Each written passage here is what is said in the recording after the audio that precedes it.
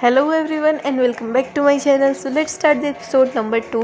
Episode के starting में students के टीचर्स जो हैं वाइल्ड लाइफ के बारे में उन्हें बता रहे थे कि कैसे छोटे जानवर के ऊपर हमेशा एक बड़ा जानवर रहता है उसे खाने के लिए, उसको मार के, ताकि ये जो लाइफ चेन है वो चलती रहे इनकी। टीचर्स ये सब एक्सप्लेन कर ही रहे थे, तभी एक लड़का जो है क्वेश्चन पूछता है कि सर प्लीज़ इसके दो पहलू हैं, इनको भी एक्सप्लेन कर दीजिए। तभी जो दूसरा लड़का होता है वो कहता है तुम्हें कभी कुछ समझ आता नहीं है, और इन दोनों की इधर बहस हो जाती है इसी चीज़ को लेकर और ये लड़ने लगते हैं।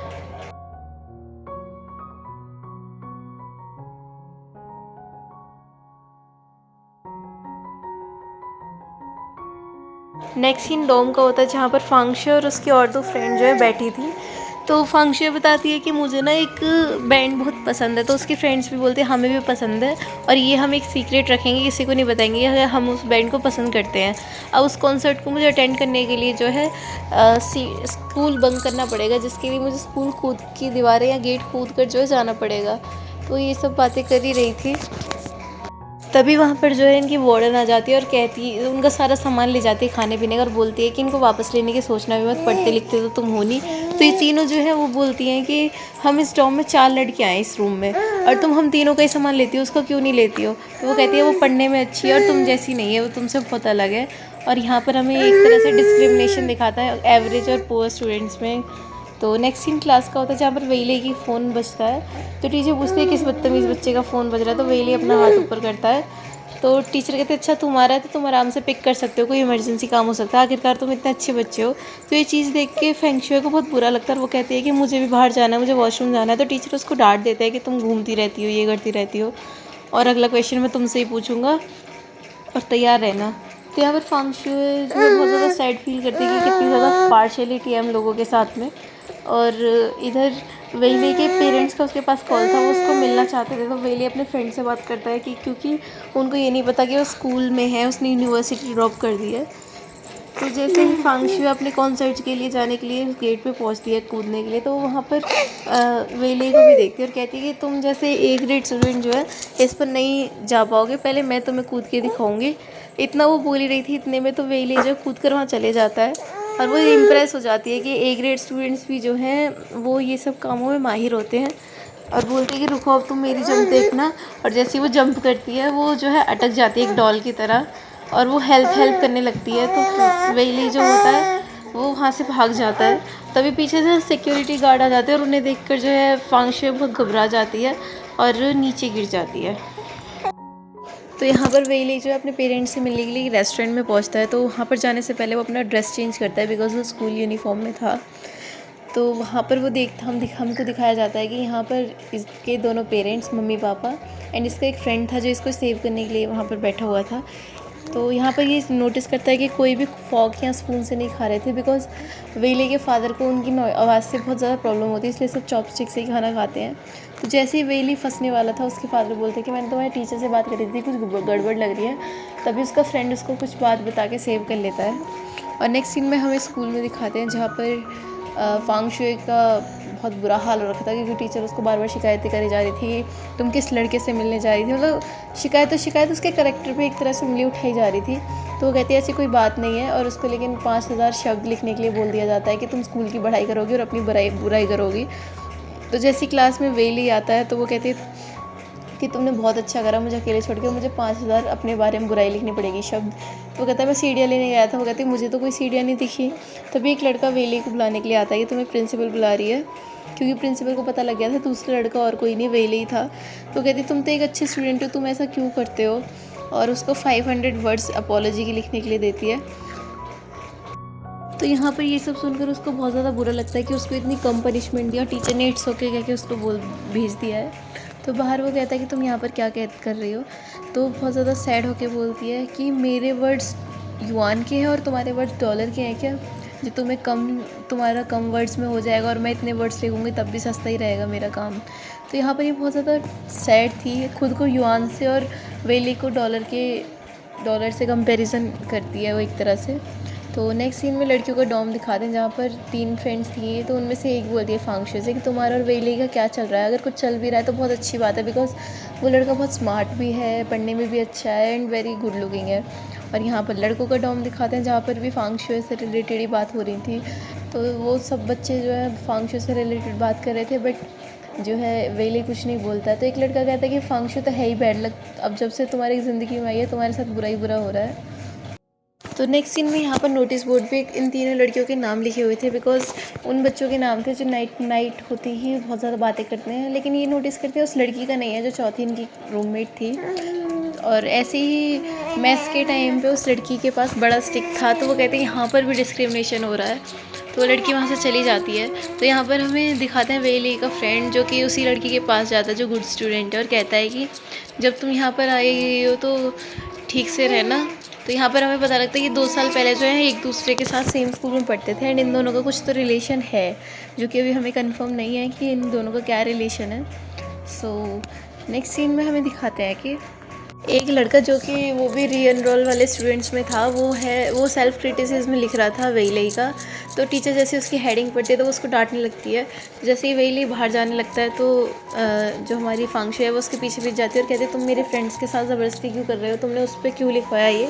तो उस पर वो बताता भी है कि वो अपनी मर्ज़ी से ये सब लिख रहा था, मैंने उसको नहीं कहा। वो जाने लगता है वेली उधर से। तभी फांगशुए उसका हाथ पकड़ के रोकने लगती है कि तुम मेरी अधूरी बात सुनकर नहीं पूरी बात सुनकर जाओ। तभी उसका पैर फिसल जाता है और ये दोनों रोल होकर स्टेयर से नीचे गिर जाते हैं।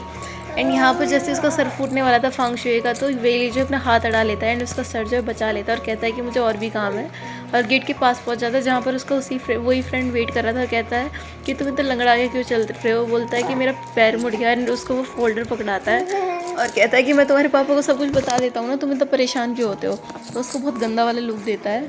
तो सीन यहाँ से होता है कट। तो वेली के रूम में दिखाते हैं जो कि उस फोल्डर को खोलता है, और उस फोल्डर्स के बीच में एक ऐसी बुक थी जो एक बच्चे के पास नहीं होनी चाहिए। सो असेंबली का टाइम दिखाते हैं जहाँ पर फांगशुए नहीं थी क्योंकि उसकी ड्यूटी लगी हुई थी रूम अपना क्लासरूम साफ़ करने की। तभी उसकी नज़र वेली के बैग पे चढ़ी जाती है और वो उस बुक को भी देख लेती है और कहती है कितनी गंदी बुक पढ़ता है, इसको ये सब नहीं पढ़ना चाहिए, और अपने पास रख लेती है। तो तभी वहाँ पर वेली आ जाता है और देखते हैं उसका बैग जो है वो खुला हुआ है। एंड वहाँ पर फांगशुए उसको कन्फ्रंट करती है कि क्या तुम इसी बुक को लेने गए थे क्या उस दिन जब तुम मुझे लटका हुआ छोड़ गए थे। तो इस पर वेली कुछ नहीं कहता है एंड जस्ट उसको सिंपली बोलता है अगर तुम्हें इतनी ज़्यादा पसंद आ रही है तो तुम ही रख लो इस बुक को। इन दोनों की कन्वर्सेशन जो है एक लड़का पीछे से सुन रहा था। तो नेक्स्ट दिन में जैसे फांगशुए अपने क्लासरूम में जाती देखती है कि बच्चों ने उसका डेस्क घेरा हुआ है। एंड यहाँ पर जो एक वही लड़का जिसने ये सब बातें सुनी थी वो उसका बहुत ज़्यादा मजाक उड़ाने लगता है कि देखो ये क्या क्या सुनती है देखती है क्लास में। तो फांगशुए का फ्रेंड उसको स्टैंड लेने लगता है और प्रिंसिपल जो है उसी टाइम राउंड पे थी, तो इन तीनों को अपनी क्लास में बुलाती है, फांगशुए, उसका फ्रेंड और वही बदतमीज़ सा लड़का जिसने ये सब चीज़ें करी थी। तो टीचर जो है फांगशुए को बहुत ज़्यादा डांटने लगती है कि ये सब क्या उम्र है तुम्हारी, ये वो करके बहुत ज़्यादा डांटती है एंड उस लड़के को भेज देती है कि तुम अपनी क्लास में जाओ और पढ़ाई पर ध्यान दो। तो वहीं जब वो लड़का बाहर निकल के जाता है उसको वहाँ पर वेली दिखता है, तो उसको बोलता है कि तुमको वो पीरियड मिस नहीं करना चाहिए था, उसमें कितना मज़ा आया था, हमने फांगशुए की बेइज्जती हुई। तो वेली समझ जाता है कि ये हो ना हो उसी बुक की वजह से फंसी है फांगशुए।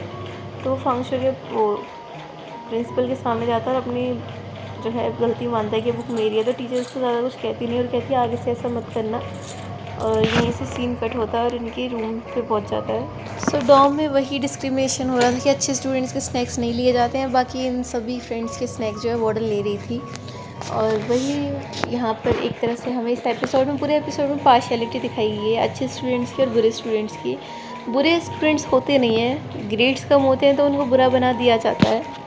सो नेक्स्ट सीन में वेली क्लासरूम में जाता है जहाँ पर फांगशुए अपना सेल्फ क्रिटिसिज्म लिखती है और कहती है कि तुम्हें भी लिख लेना चाहिए क्योंकि असेंबली में तुम्हें ही पढ़ के वो बोलना है। तो वो कहता है मुझे नहीं बोला है बोलने के लिए। वो कहते हैं कि कितना गलत है तुम्हारे और हमारे साथ कितना डिस्क्रिमिनेशन होता है, अच्छे स्टूडेंट को अच्छी वो चीज़ें मिलती हैं हमें नहीं मिल पाती हैं। तो इस पर वेली बोलते हैं ये सब बहुत ज़्यादा कॉमन सी नॉर्मल सी बात है। सो नेक्स्ट डे होता है असेंबली का जहाँ पर सभी स्टूडेंट जो है वो गैदर्ड हुए थे। तो वहाँ पर सबसे पहले हमारी फांगशुए आती है और अपनी स्पीच कंप्लीट करती है जो भी उसका सेल्फ क्रिटिसिज्म था। तो ये सब बोलने के बाद वो नोट बंद कर देती है और कहती है कि अब मुझे वो बोलना है जो मैं बोलना चाहती हूँ।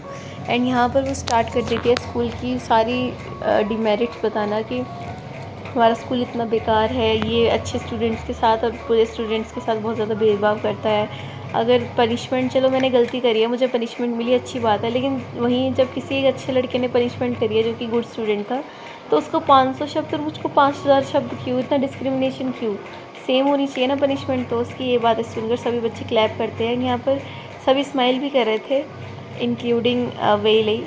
सो नेक्स्ट सीन में उसका फ्रेंड फंगशुए का उसको बहुत ज़्यादा शेयर करता है कि तुमने बहुत अच्छा बोला। तभी वो बदतमीज़ लड़का जिसने ये सब चीज़ें करवाई थी वो जो है उससे लड़ने लगता है। तो वहाँ पे पीछे से टीचर आ जाते हैं और क्लास में हमें दिखाते हैं फ्रंट बेंचर और बैक बेंचर्स के बीच में बहुत ज़्यादा गैप था।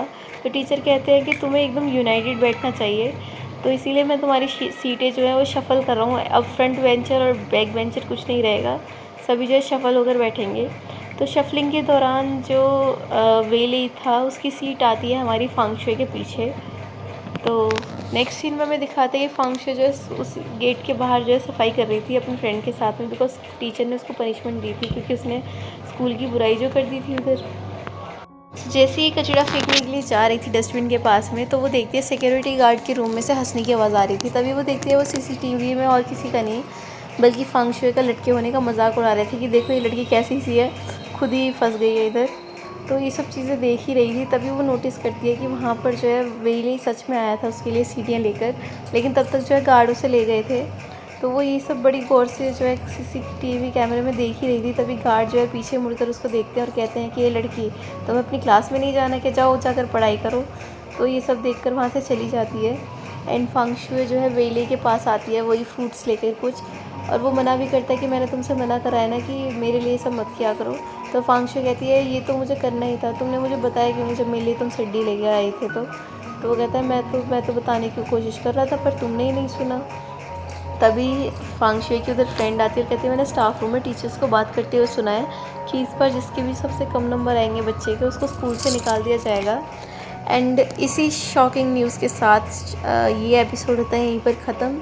तो कमेंट में बताना ना भूलना कि आपको ये ड्रामा कैसा लग रहा है, and if I would continue this drama, or if you have any recommendation regarding any kind of drama like C drama, K drama, or any type of Japanese, Thailand, you can recommend me in the comment section.